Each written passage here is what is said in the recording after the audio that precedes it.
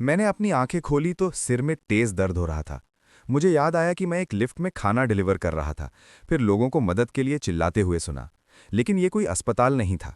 मैं एक सख्त लकड़ी के बिस्तर पर पड़ा था, भूसे की छत के नीचे धूल और सीलन की गंध में सांस ले रहा था। एक छोटी सी आवाज ने कहा, पिताजी आप जाग गए। एक दुबला पतला लड़का 5-6 साल का मेरे पास खड़ा था, फटे हुए कपड़ों में, नंगे पैर जिन पर कीचड़ लगा हुआ था। दरवाजे के पास उससे भी छोटी एक लड़की बैठी थी, जमीन से घास की जड़ें खींचकर खा रही थी। वो 3 साल से ज्यादा की नहीं लग रही थी। उन्हें देखकर ही मेरा सीना दुखने लगा। मैं भी एक पिता था। मेरी असली बेटी 10 साल की थी, जो मेरी पूर्व पत्नी के साथ रहती थी। मैं अपनी आखिरी डिलीवरी के बाद उसके लिए जन्मदिन का केक खरीदने की योजना बना रहा था। तुमने अभी मुझे क्या कहा? मैंने पूछा। मेरी आवाज़ सूखी और अजीब निकली। लड़के ने फिर मुझे पिताजी कहा। मेरा दिमाग सुन्न हो गया। मैं एक 40 साल का आदमी था जो अभी अभी लिफ्ट में मर गया था। मेरे पास बेटा कैसे हो सकता था? मैं बिना चाहे उस पर झल्ला पड़ा। लड़के की आंखों में आंसू भर गए। पिताजी, क्या आप अब हमें नहीं चाहते? उसके रोने की आवाज़ मेरे दिल में सुई की तरह चुभ गई। ऐसी यादों का सैलाब मेरे दिमाग में उमड़ पड़ा जो मेरी नहीं थी।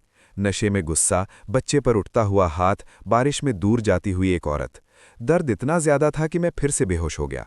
जब मैं दूसरी बार जागा, सब कुछ साफ था। मैं खाना डिलीवर करते समय दिल के दौरे से मर गया था और अब मैं एक जगह पर जिंदा था जिसे दायु साम्राज्य कहा जाता था। एक ऐसा राजवंश जो मेरी पुरानी दुनिया में कभी अस्तित्व में नहीं था। यहाँ चिन वंश 300 साल से ज्यादा चला था। उसके बाद दायु ने उसकी जगह ली। जिस शरीर में मैं खा, वो किसी और झाओ होंग का था, 23 साल का। एक असफल विद्वान जिसने एक परीक्षा पास की थी लेकिन आगे नहीं बढ़ पाया। उसकी असफलताओं ने उसे तोड़ दिया था। वो हर दिन सस्ती शराब पीता था और अपना गुस्सा अपने 2 बच्चों पर निकालता था। लड़का झाओ चियान था, जिसे आयरन एक कहा जाता था, 6 साल का। छोटी लड़की झाओ गुआ थी, जिसे गुआ गुआ कहा जाता था, सिर्फ 3 साल की। उनकी माँ 1 साल पहले सिलाई का काम खोजने के लिए काउंटी गई थी और कभी वापस नहीं आई। पुराना झाओ होंग नशे में था। उसने पड़ोसी वांग झुआ से झगड़ा किया और वांग झुआ ने उसके सिर पर डंडा मार दिया। उस एक वार ने उसे मार दिया। फिर मैं उसके शरीर में जागा। मैं वांग झुआ से नफरत नहीं कर सकता था। जो यादें मुझे मिली थी, उनसे पता चलता था कि वो और उसकी पत्नी उन कुछ लोगों में से एक थे जो अभी भी इस परिवार की मदद करते थे। उसकी पत्नी ने कई बार चुपके से बच्चों को खाना खिलाया था। असल दोषी वो आदमी था जिसका शरीर मैं अब पहने हुए था। मैं धीरे धीरे बैठ गया। घाव अभी भी दर्द कर रहा था, लेकिन सहन किया जा सकता था। मैंने अपने नए हाथों को देखा, पतले, जिन पर लिखने की कलम पकड़ने के हल्के निशान थे, मेरे पुराने खुरदुरे हाथों से बिल्कुल अलग। मैंने फिर से दोनों बच्चों को देखा। टी डान बिस्तर के पास खड़ा था, एकदम जड़ की तरह। उसने रोना बंद कर दिया था, लेकिन उसकी आंखों में डर भरा हुआ था। वो मुझे ऐसे देख रहा था जैसे मैं किसी भी पल फट जाऊंगा। दरवाजे के पास गुआ गुआ ने चबाना बंद कर दिया था और वही डरी हुई नज़र से मुझे घूर रही थी। उसका चेहरा मिट्टी से सना था, उसके मुंह के किनारे हरी घास के दाग लगे थे। वो दृश्य मुझे अंदर तक तोड़ गया। मैंने पतले कंबल को हटाया और बिस्तर से उठने की कोशिश की। टी डान डरे हुए खरगोश की तरह पीछे कूद गया, पूरा शरीर कांप रहा था। मेरे सीने का दर्द और बढ़ गया। इस शरीर में रहने वाले आदमी ने ऐसा क्या किया था कि उसके अपने बच्चे उससे इतना डरते थे? मैं धीरे धीरे दरवाजे के पास खड़ी छोटी लड़की की ओर बढ़ा, लेकिन जितना मैं करीब जाता वो उतनी ही ज्यादा डर जाती। उसके कमजोर पैर जवाब दे गए और वो जमीन पर गिर पड़ी। फिर वो जोर जोर से रोने लगी। गुआ गुआ अब घास नहीं खाएगी, पापा कृपया गुस्सा मत होना। वो अपने छोटे गंदे हाथों से अपना मुंह मारने लगी, जो घास उसने खाई थी उसे निकालने की कोशिश करते हुए। मैं हिल भी नहीं पाया। उसके शब्द गरम सुई की तरह सीधे मेरे अंदर उतर गए। मैं बेरोजगारी, तलाक और मध्य उम्र की सारी मुश्किलों से गुजर चुका था, लेकिन कभी इतना दर्द नहीं हुआ था। मैं धीरे धीरे झुका, जब तक मेरी आंखें उसकी आंखों के बराबर नहीं आ गईं। मैंने उसे पकड़ने के लिए हाथ फैलाया, लेकिन मेरा हाथ बहुत कांप रहा था। गुआ गुआ, पापा तुम्हें नहीं मारेंगे, अब कभी नहीं। जैसे ही मैंने ये कहा, टी डान एक छोटे तेंदुए की तरह आगे दौड़ा। उसने अपनी पतली बाहें अपनी बहन के सामने फैला दी और पूरी ताकत से मुझ पर चिल्लाया, आप मेरी बहन को नहीं मार सकते, अगर मारना है तो मुझे मारो। उसकी छोटी छाती तेजी से ऊपर नीचे गिर रही थी, आंखों में आंसू थे। वो अपने दुबले शरीर से अपने बचे हुए एकमात्र परिवार की रक्षा कर रहा था। अब मैं खुद को संभाल नहीं पाया। मेरी आंखें जलने लगी। मैंने अपनी गंदी आस्तीन से चेहरा पोंछा और उन्हें एक सख्त सी मुस्कान देने की कोशिश की, एक ऐसी मुस्कान जो शायद रोने से भी ज्यादा दुखी लग रही थी। घर में कोई खाना बचा है? टी डान ठिठक गया। जिस पिता को वो जानता था, वो कभी खाने के बारे में नहीं पूछता था। खाना ढूंढना हमेशा उसी और उसकी बहन का काम था। चावल का मटका खाली है, कल से ही खाली है। उसकी आवाज़ और धीमी हो गई, उसका सिर झुक गया, जैसे चावल ना होने की गलती उसी की हो। मेरा दिल बैठ गया। मैं ठंडी दीवार के सहारे टिक गया, चक्कर और भूख से परेशान, और इस जगह को देखा जिसे मुझे अपना घर कहना था। छेदों से भरी भूसे की छत, पत्थरों के सहारे खड़ी एक टूटी मेज, कोने में जलाने की थोड़ी सी लकड़ी और एक फूटा हुआ मिट्टी का घड़ा, बस यही सब था। एक हल्की सी गड़गड़ाहट ने सन्नाटा तोड़ दिया। वो गुआ गुआ के पेट से आई थी। मुझे कुछ करना ही था। तभी लकड़ी का दरवाज़ा चरमराया और खुल गया। खुरदुरे कपड़ों में एक औरत अंदर झांकी, ली श्याओमेई, हमारी पड़ोसिन। वो एक कटे हुए किनारे वाले कटोरे में भाप उठती हुई चावल की पतली खिचड़ी पकड़े हुए थी। जैसे ही उसने मुझे खड़ा देखा, वो लगभग उसे गिरा ही देती। स्कॉलर झाओ, आप जाग गए। वो घबराई हुई थी। उसका पति वही था जिसने मुझे बेहोश किया था। वांग भाभी, मैंने शांत आवाज में कहा। वो अपने पति के लिए सफाई देने लगी। मैंने उसे रोक दिया। ये भाई वांग की गलती नहीं थी, गलती मेरी मूर्खता की थी। ये शब्द कहना मुश्किल था, लेकिन मैंने दिल से कहा। ली श्याओ में ही मुझे घूरती रह गई। यहां तक कि टी डान भी कोने से झांक कर देखने लगा। उसकी आंखें चौड़ी हो गई थीं। जिस पिता को वो जानता था, उसने कभी किसी से माफी नहीं मांगी थी। उसने कटोरा मुझे थमा दिया। वो पतली खिचड़ी थी, ज्यादातर पानी, जिसमें ऊपर कुछ चावल के दाने तैर रहे थे, लेकिन वो मेरे हाथों में पहाड़ जितना भारी लग रहा था। धन्यवाद भाभी। मैंने गर्म कटोरा लिया और कमरे के कोने की ओर मुड़ गया। मैं झुककर बैठ गया और कटोरा टी डान के सामने रख दिया। इसे अपनी बहन के साथ बांट लो। मेरी आवाज उम्मीद से ज्यादा नर्म लगी। टी डान ने खिचड़ी की ओर देखा, फिर मेरी ओर, उलझन में। उसने उसे छूने की हिम्मत नहीं की। पिताजी, क्या आप नहीं पिएंगे? मुझे भूख नहीं है, तुम दोनों पियो। मैंने मुस्कुराने की कोशिश की, लेकिन मेरा चेहरा जैसे मुस्कुराना भूल गया था। वो मुस्कान सख्त और अजीब लग रही थी। गुआ गुआ अपने भाई के पीछे से झांक रही थी। उसकी आंखें उस भाप उठते कटोरे पर टिकी थीं। उसके गले से एक हल्की सी आवाज निकली, और ये टी डान के लिए काफी थी। उसने दोनों गंदे हाथों से कटोरा पकड़ लिया, उसे ऐसे थामे जैसे वो दुनिया की सबसे पीशस चीज हो। उसने टूटे हुए लकड़ी के चम्मच से एक गोर भरा, उस पर फूंक मारी और पहले अपनी बहन के होठों तक ले गया। गुआ गुआ, पियो। उसने एक घूंट लिया और आंखें बंद कर लीं। फिर टी डान ने खुद एक छोटा सा घूंट लिया और फिर से उसे खिलाने लगा। वो बारी बारी से पीते रहे, हर बार सावधानी से एक एक घूंट लेते हुए, एक भी बूंद बर्बाद नहीं की। ली श्याओमेई एक तरफ खड़ी देख रही थी। उसकी आंखें लाल हो गई थीं। उसने मेरे सिर के घाव के बारे में पूछा। मैंने कहा कुछ नहीं है। वो चली गई और पीछे से हिलते हुए दरवाजे को बंद कर दिया। खिचड़ी जल्दी ही खत्म हो गई। टी डान ने कटोरे को चाट कर साफ कर दिया, फिर भी भूखा था। मैंने खाली कटोरा लिया और डगमगाती मेज पर रख दिया। बच्चे अब थोड़ा कम पीले लग रहे थे, लेकिन एक कटोरा खिचड़ी काफी नहीं था। कल का क्या होगा? हमारे घर में कुछ भी नहीं था, न चावल न पैसे, कुछ भी नहीं। मुझे कोई रास्ता ढूंढना था, सिर्फ उन्हें जिंदा रखने के लिए नहीं, बल्कि उन्हें एक सही जीवन देने के लिए। एक पिता के रूप में मैं उनका ये कर्जदार था, और कहीं अंदर से मुझे लगा कि मैं अपनी पुरानी दुनिया में छोड़ी हुई अपनी बेटी का भी कर्जदार हूं। मेरी नज़र कोने में रखी एक कुदाल पर पड़ी। उसका हैंडल सूखी मिट्टी से सना था। मैंने उसे उठा लिया। उसका ठोस वजन मेरे हाथ में अच्छा लगा, स्थिर और असली। मेरे दिमाग में आई यादों से मुझे पता था कि गांव के दक्षिण में लगभग 5-6 मील दूर गहरे पहाड़ हैं। लोग सिर्फ किनारों तक ही जलाऊ मकड़ी और हरबीज के लिए जाते थे। अंदर गहराई में जाना मना था। पहाड़ों की आत्माओं और उन शिकारियों की पुरानी कहानियां जो कभी वापस नहीं आए, सबको दूर रखती थीं। मैं इसका सम्मान करता था। अपने पिछले जीवन में मैंने जंगलों में कुछ खोजबीन की थी और मुझे पता था कि अनछुई जमीन कितनी खतरनाक हो सकती है। लेकिन मैं ये भी जानता था कि जो व्यक्ति प्रकृति को समझता है, उसके लिए ऐसा जंगल कम से कम किनारों पर भोजन से भरा होता है। मुझे पूरा भरोसा था कि मैं कुछ ना कुछ ढूंढ सकता हूं। लेकिन जब मैं जाने के लिए मुड़ा और अपने दोनों बच्चों को कोने में सिमटे हुए देखा, तो मैं बस यूं ही बाहर नहीं जा सकता था। मैं इसके बजाय वांग झुआ के घर के पास गया। उसका दरवाज़ा आधा खुला था। वो छज्जे के नीचे बैठा हुआ एक भूसे की टोकरी ठीक कर रहा था। जैसे ही उसने मुझे देखा, वो ऐसे उछल पड़ा जैसे उसे किसी ने डंक मार दिया हो। एक स्टूल का पैर उठा लिया और घबरा कर चिल्लाया, तुम यहाँ क्या कर रहे हो? मैं कुछ कदम दूर रुक गया, खुद को शांत रखते हुए। भाई वांग, मैं यहाँ लड़ाई के लिए नहीं आया हूँ। कल जो हुआ था वो मेरी गलती थी। मैंने ज्यादा पी ली थी और मूर्खों जैसा व्यवहार किया। मैं माफी मांगने आया हूँ। वो जड़ हो गया। वो लड़ाई के लिए तैयार था, माफी के लिए नहीं। ली श्याओमेई हाथ में करछी लेकर घबराई हुई बाहर दौड़ी। चेहरा पीला पड़ गया था। वो हमारे बीच आकर खड़ी हो गई और अपने पति के लिए हकलाते हुए सफाई देने लगी। भाभी, मैं नाराज नहीं हूं, मैंने उससे कहा। गलती मेरी थी, उसकी नहीं। मैंने वांग जुआ की ओर देखा और कहा, सच कहूं तो अगर तुमने मुझे कल नहीं मारा होता तो शायद मैं अभी भी अपनी मूर्खता में खोया रहता। वे दोनों बस वहीं खड़े मुझे ऐसे देख रहे थे जैसे किसी अजनबी को देख रहे हों। मैंने कड़वी मुस्कान दी, फिर मैंने उन्हें बताया कि मुझे क्या चाहिए। भाई, भाभी, मैं बच्चों के लिए कुछ खाने की तलाश में पहाड़ों में जाना चाहता हूँ, लेकिन मैं उन्हें घर पर अकेला नहीं छोड़ सकता। क्या आप दोपहर तक उनका ध्यान रख सकते हैं? मैंने विनम्रता से कहा और हर शब्द दिल से कहा। जो भी मुझे मिलेगा, मैं आपकी इस मदद को याद रखूंगा। वांग जुआ ने सिर खुजाया, थोड़ा झेमते हुए। कोई परेशानी नहीं, लेकिन तुम्हारा सिर, क्या तुम ठीक हो? मैंने उससे कहा कि बस एक छोटा सा घाव है। ली श्याओमेई ने वादा किया कि वो बाद में बच्चों के लिए और चावल का सूप लाएगी। मैंने उसका धन्यवाद किया और अपने आंगन में वापस आ गया। मैंने कुदाल उठाई और एक पुरानी बांस की टोकरी अपनी पीठ पर टांग ली। एक छोटी सी आवाज ने मुझे रोक दिया। पापा, आप कहाँ जा रहे हो? टी दान अपनी बहन की आस्तीन पकड़े खड़ा था। उसकी आंखें डर से चौड़ी थीं।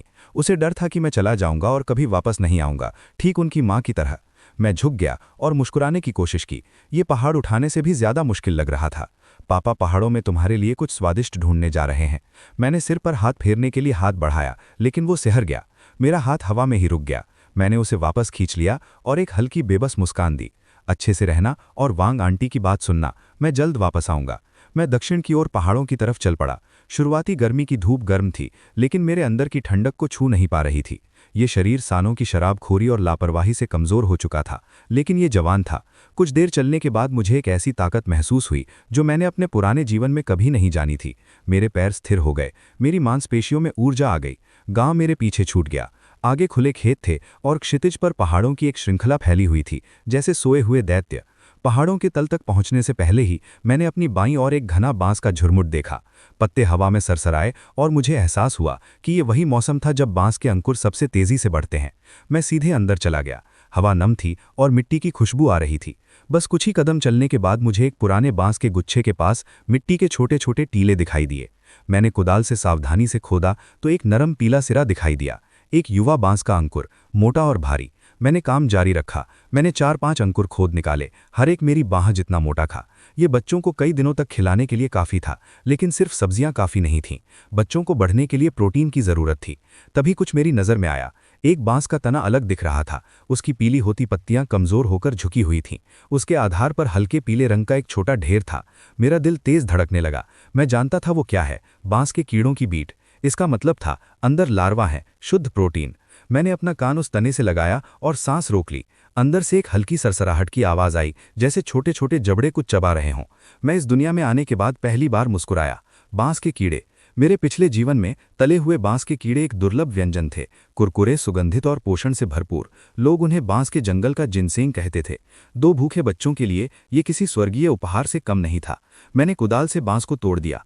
अंदर मोटे सफ़ेद कीड़े रेंग रहे थे, दूध जैसे सफ़ेद, चिकने, छोटी उंगली जितने लंबे। सिर्फ एक हिस्से में ही 20 या 30 थे। मैंने उन्हें एक एक करके निकाला और अपने कपड़े के थैले में डालता गया। वे मेरे हाथों में नरम और गर्म महसूस हो रहे थे। मुझे ऐसे ही 2 और संक्रमित बांस के तने मिले। जब तक मैंने खत्म किया, मेरे पास 100 से ज्यादा कीड़े थे। मैंने अपने टोकरे में भरे बांस के अंकुर और अपने थैले में रेंगते कीड़ों को देखा और एक गहरी संतुष्टि महसूस की, जैसी मैंने अपने पिछले जीवन में कभी नहीं की थी। ये तो सिर्फ शुरुआत थी, लेकिन पहाड़ से मिले इस पहले उपहार के साथ हमारे पास उम्मीद थी। आसमान अभी भी उजला था, लेकिन मैं जंगल के अंदर और गहराई में नहीं गया।